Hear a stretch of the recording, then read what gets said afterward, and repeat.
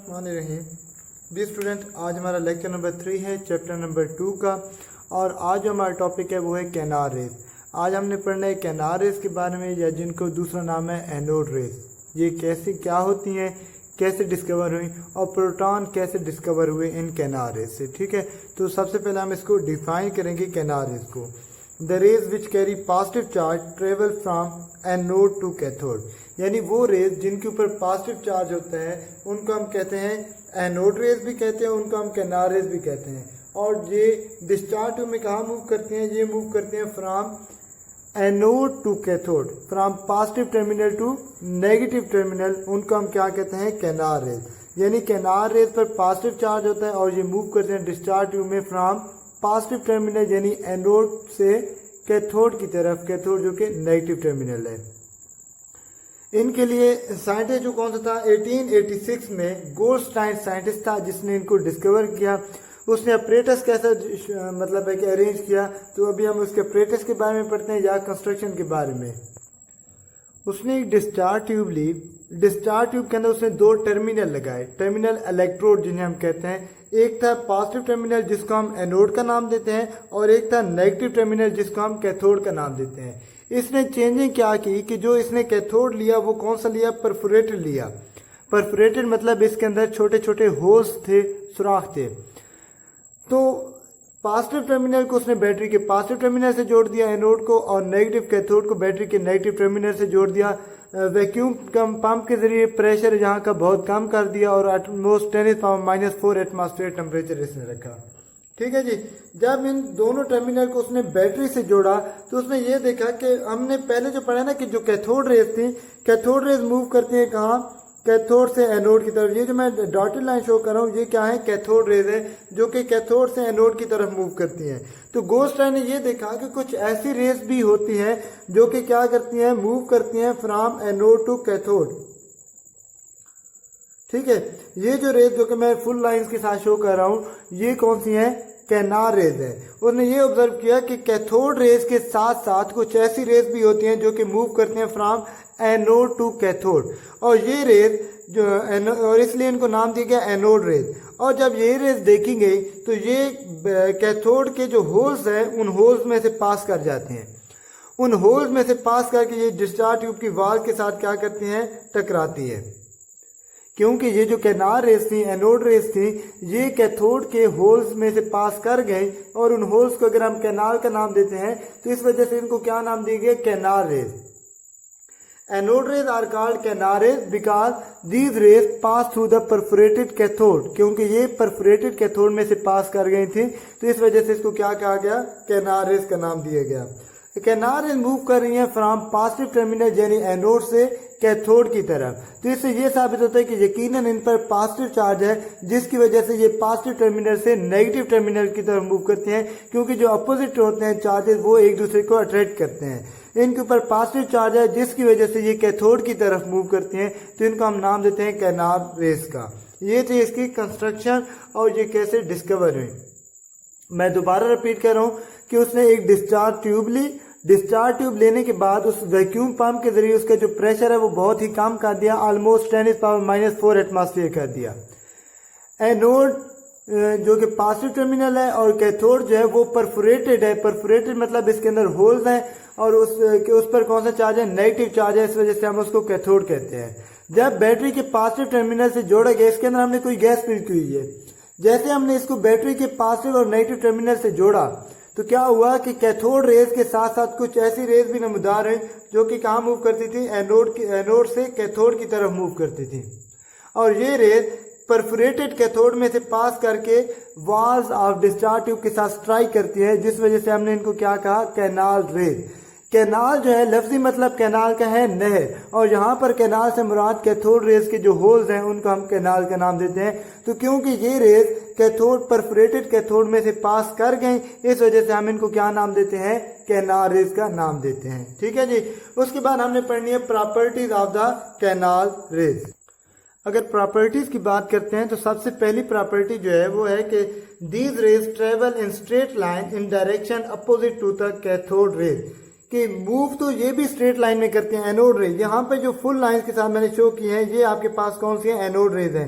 ये हो गई और ये हो गए, सिमिलरली ये हो गए, ये आपके पास एनोड रेज हैं। तो ये भी स्ट्रेट लाइन में मूव कर रही हैं, लेकिन डायरेक्शन क्या है, कैथोड रेज के अपोजिट है। कैसे, ये जो डॉटेड लाइन में शो की हुई है ये आपके पास है cathode rays. Cathode rays move कर रही है कैथोड से एनोड की जानिब, और ये जो फुल लाइन के साथ मैं शो कर रहा हूँ ये आपके पास कौन सी है, एनोड रेज है या कैनार रेज है, ये मूव कर रही है फ्रॉम एनोड टू कैथोड। तो मूव तो ये दोनों ही स्ट्रेट लाइन में करती हैं, लेकिन डायरेक्शन दोनों की क्या है, अपोजिट है।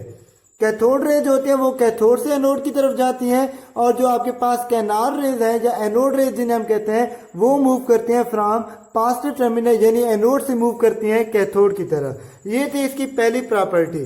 दूसरी प्रॉपर्टी में कहता है कि their deflection in magnetic and electric field prove that these are positively charge. मतलब अगर हम इनको इलेक्ट्रिक फील्ड के अंदर रखते हैं या इनको मैग्नेटिक फील्ड के अंदर रखते हैं तो ये कहाँ पे मूव करते हैं, ये नेगेटिव टर्मिनल की तरफ मूव करते हैं। यहाँ पर भी देखें तो ये नेगेटिव टर्मिनल की तरफ मूव कर रही है कैथोड की तरफ। क्यों, क्योंकि इन पे पॉजिटिव चार्ज है। ठीक है, जो पॉजिटिव चार्ज की रेज होंगी वो नेगेटिव टर्मिनल की तरफ जाएंगी। तो वो यही कह रहा है कि अगर हम टर्मिनल जहां पर इलेक्ट्रिक फील्ड रखेंगे, जहां पर लेट्स सपोज मैं और नेगेटिव रख देता हूं तो ये यहाँ पे मूव करेंगी नेगेटिव टर्मिनल की तरफ। ठीक है, तो यहां से ये साबित होता है कि इनके ऊपर कौन सा चार्ज है, इनके ऊपर पॉजिटिव चार्ज है। मैं इसी पॉइंट को थोड़ा एक्सप्लेन करने के लिए सपोज कर रहा हूं कि हमने इलेक्ट्रिक फील्ड के लिए जो नेगेटिव टर्मिनल है उसको हमने यहाँ पे रखा हुआ है। ठीक है, तो ये रेज क्या करेंगी, ये एनोड से आएंगी और डिफ्लेक्ट करेंगी किस तरफ, नेगेटिव टर्मिनल की तरफ, जिससे ये चीज साबित होती है कि इनके ऊपर कौन सा चार्ज है, पॉजिटिव चार्ज है।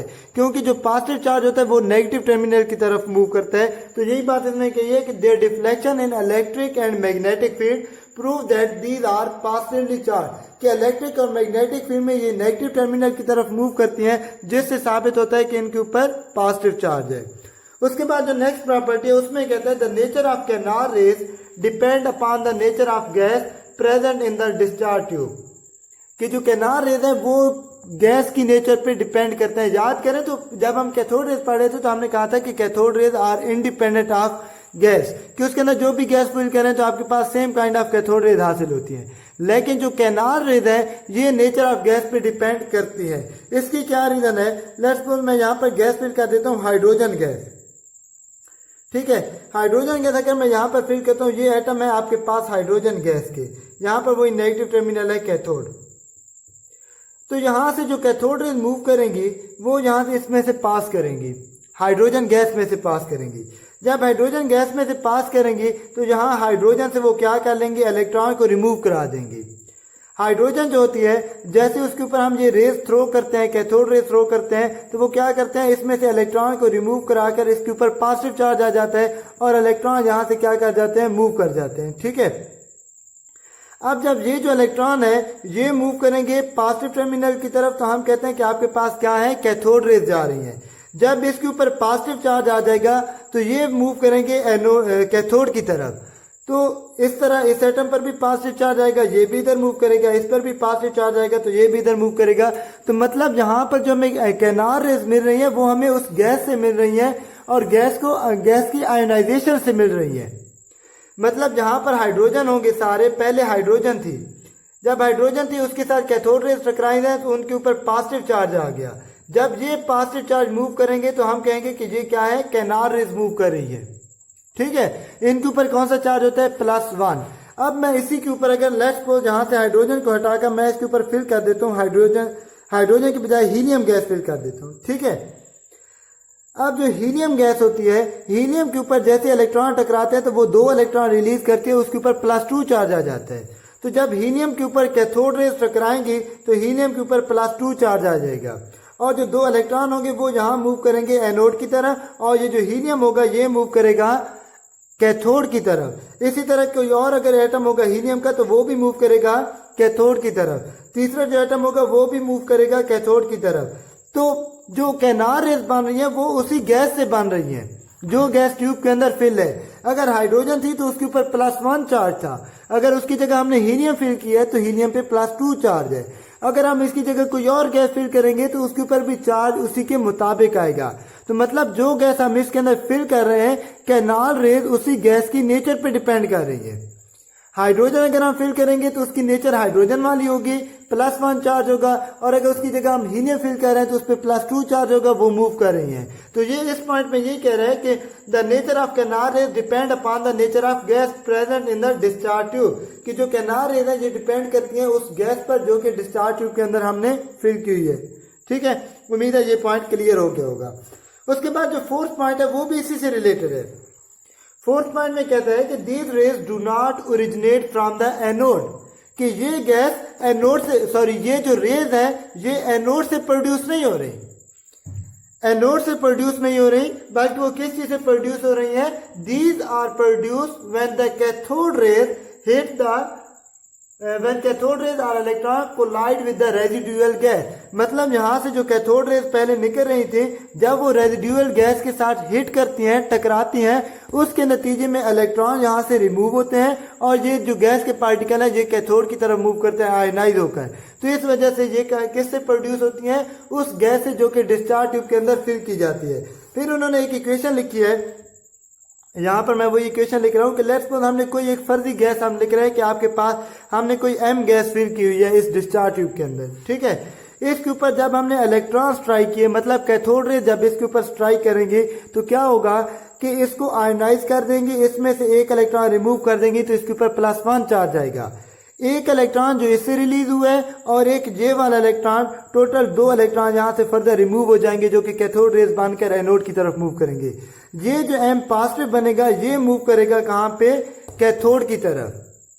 ठीक है, तो इस वजह से उन्होंने यही कहा है कि ये जो है ये एनोड से, मतलब यहाँ इस इलेक्ट्रोड से नहीं निकलती, ये जो हमने गैस फिल की हुई है उसी गैस से ये आयनाइज होकर ये मूव करते हैं, तो हम कहते हैं कि ये कैनार रेज है। एक्चुअली जो कैनार रेज है वही आयनाइज होकर जो गैस होती है, जो जब गैस आयनाइज हो जाती है वो मूव करती है कैथोड की तरफ, तो उसको हम कहते हैं कैनार रेज। ठीक है जी, ये था इसका फोर्थ पॉइंट। फिफ्थ पॉइंट में कहते हैं the mass of the particle was found equal to that of proton और simple multiple of proton multiple of 8 proton. ठीक है, और फिर ये भी कहते हैं the mass of proton is 1840 time more than that of electron. इसमें क्या कहता है? इसमें कह रहा है कि जब हमने कैथोड रेज का वेट निकाला तो जो कैथोड रेज का वेट आया या तो वो एक इलेक्ट्रॉन के इक्वल आया, सॉरी एक प्रोटॉन की इक्वल आया, या फिर मल्टीपल ऑफ प्रोटॉन की इक्वल आया। कैसे? अगर हाइड्रोजन होगी ना तो हाइड्रोजन का जब वेट निकाला H पॉजिटिव का तो वो तो 1 प्रोटॉन के इक्वल आना था। क्यों? क्योंकि हाइड्रोजन के अंदर एक प्रोटॉन है। अगर इसकी जगह हम हीलियम गैस फिल करते हैं तो हीलियम के ऊपर चार्ज कितना आ गया? +2, यानी इसका जो चार्ज था वो किसके इक्वल आ गया? 2 प्रोटॉन की इक्वल आ गया। आगे बात की समझ? अगर इसकी जगह हम कोई और गैस फिल कर लेते हैं तो उसका, अगर लेट्स सपोज मैं कोई जनरल मतलब है कि गैस की बात कर लेता हूँ, लेट्स सपोज जनरली मैं कह रहा हूँ कि अगर हमने इसकी जगह क्या चीज फिल की हुई है? ऑक्सीजन गैस फिल की हुई है और उसके ऊपर चार्ज आ रहा है +3 का। ठीक है, इसका मतलब है कि इसका जो चार्ज होगा वो प्रोटॉन से 3 गुना होगा। तो उसने ये बात कही कि आपके पास जो प्रोटॉन कैनार रेज का वेट आता है या तो वो प्रोटॉन के इक्वल आता है या फिर मल्टीपल ऑफ प्रोटॉन, मतलब 2 प्रोटॉन के, 3 प्रोटॉन के, ये 4 प्रोटॉन के इक्वल आता है। ठीक है, जिससे ये साबित होता है कि ये एक्चुअली क्या है? वही प्रोटॉन है। और इसके अलावा उन्होंने एक्स्ट्रा जो बात बताई है कि जो आपके पास मैस ऑफ प्रोटॉन होता है वो 1840 टाइम हैवियर होता है इलेक्ट्रॉन से। यानी 1 प्रोटॉन का जो मैस हो, अगर मैं कहता हूँ कि 1 इलेक्ट्रॉन है ना, उसका मैस आएगा, लेट्स सपोज मैं कहता हूँ 1 AMU है, जनरली मैं कह रहा हूँ, वैसे 1 AMU नहीं है, इसकी वैल्यू है 1.9 × 10⁻27 है आई थिंक, या -18 है, मुझे अब इसका कंफर्म नहीं है। बट अगर लेट्स सपोज मैं कहता हूँ कि 1 AMU है, तो अगर इसकी जगह प्रोटॉन होगा तो उसका होगा 1840 AMU। ये मैं जनरल कह रहा हूँ, एक्चुअली ये इनके वेट नहीं है, मैं इसके अंदर लिख दूंगा कि उसका वेट कितना है। तो जो एक इलेक्ट्रॉन है उसका मैस आता है 1 AMU और जो एक प्रोटॉन है उसका मैस 1840 टाइम इससे हैवियर होगा। ये थी इसकी लास्ट प्रॉपर्टीज। ठीक है, तो इन जो प्रॉपर्टीज हैं उन प्रॉपर्टीज को पढ़ने के बाद क्या चीज प्रूव हुआ है? These raise made up of positively charge particle, कि ये जो कैनार रेज होती है ये पॉजिटिवली चार्ज पार्टिकल पे मुश्तमिल होती हैं। उनका मैस और चार्ज वो डिपेंड करता है नेचर ऑफ गैस पे। Hence different gases produce different type of positive rays having particle of different masses and different charges. वही बात कि जो हम गैस फिल करेंगे ये उसी पे डिपेंड करेंगे, किसी का +1 चार्ज होगा, किसी का +2 चार्ज होगा। अच्छा जी, उसके बाद positive particle produce by the gas will be of the same type. क्यों? क्योंकि प्रोटॉन सारे सेम टाइप के होंगे। तो यहाँ से भी वो यही बात कर रहे हैं कि पार्टिकल जो प्रोड्यूस होंगे इन कैनार रे से वो सेम टाइप के होंगे, क्योंकि जो आपके पास प्रोटॉन होते हैं वो सारे के सारे सेम होते हैं। ठीक है जी। तो यहाँ से अब यहाँ पर बात थी कि प्रोटॉन कैसे डिस्कवर हुए। तो जब उसने यही बात कही कि जब हमने उनका मैस निकाला कैनार रेस का, तो या तो वो 1 प्रोटॉन की इक्वल था या फिर उसके मल्टीपल की इक्वल था। तो इससे साबित होता था कि ये जो रेज है ये प्रोटॉन है। थ्योरेटिकली हम पहले प्रोटॉन का मैस हम फाइंड कर चुके थे, तो उसके इक्वल जब आ गया तो हमने कहा कि वाकई में ये जो रेज है ये एक्चुअली क्या है, प्रोटॉन है। तो स्टूडेंट ये थी डिस्कवरी ऑफ प्रोटॉन। मैंने अपनी भरपूर कोशिश की है कि आपको बेहतर से बेहतर समझा सकूं। अगर कोई मसला है, कहीं पे कोई प्रॉब्लम है, तो आप कमेंट करके मुझे बता सकते हैं। मैं इंशाल्लाह पूरी कोशिश करूंगा कि आपकी कंफ्यूजन को दूर कर सकूं। ठीक है। अब एट द एंड मैं सारे को रिवाइज कर रहा हूँ। सबसे पहले हमने क्या चीज़ पढ़ी? सबसे पहले हमने ये पढ़ा कि आपके पास जो कैनार रेज होती हैं उनके ऊपर पॉजिटिव चार्ज होता है, पॉजिटिव रेज को हम कैनार रेज कहते हैं। कंस्ट्रक्शन हमने पढ़ी कि डिस्चार्ज ट्यूब ली, उसका प्रेशर हमने वैक्यूम पंप के जरिए -10⁻⁴ कर दिया और उसके अंदर हमने गैस फिल कर दी। जब उसके जो आपके पास एनोड था, एनोड पॉजिटिव टर्मिनल था और कैथोड जो हमने लिया वो परफोरेटेड था। जब हमने बैटरी को जोड़ा पॉजिटिव और नेगेटिव टर्मिनल से, तो कुछ रेज हमने प्रोड्यूस हुई कैथोड रेज के साथ साथ कुछ ऐसी रेज भी प्रोड्यूस हुई जो कि पॉजिटिव टर्मिनल से नेगेटिव टर्मिनल की तरफ मूव कर रही थी, जिनको हमने एनोड रेज का नाम दिया। उसके बाद हमने प्रॉपर्टीज को डिस्कस किया और at the end of the lecture हमने ये बात साबित की कि जो आपके पास कैनार रेज होती हैं वो एक्चुअली क्या होती हैं, प्रोटॉन होती हैं। इंशाल्लाह जो हमारा नेक्स्ट टॉपिक होगा वो होगा डिस्कवरी ऑफ न्यूट्रॉन। तब तक के लिए इजाजत, दुआओं में याद रखिएगा। Thank you so very much.